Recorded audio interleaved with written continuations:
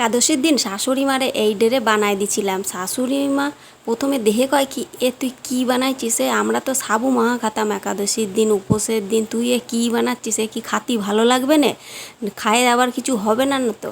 তারপরে আমি বললাম তুমি খালি দেখতে থাও আর আমি বানাই দিচ্ছি, তারপরে খায়ে একবার কবা যে এটা কীরকম টেস্ট হয়েছে। তারপরে এইভাবে বানাই দিছি, তারপরে খাওয়ার পরে কয় তুই কী বানাইছিস? খাতি যা টেস্ট, তুই আবার আমার এই রেসিপিটা আবার বারবার বানাই দিবি, আমার কিন্তু খাতি ভালো লাগিছে, এত টেস্টি হয়েছে। আর কি বলবো বাবা, এই শাশুড়ি মার এই রেসিপিটা যে এত ভালো লাগিছে, তাই তোমাকেও করছি বন্ধুরা, তোমরা যারা খাওনি তারাও একবার এইভাবে বানাই খাইয়ে দেও, খাতি কিন্তু দারুণ লাগবে না।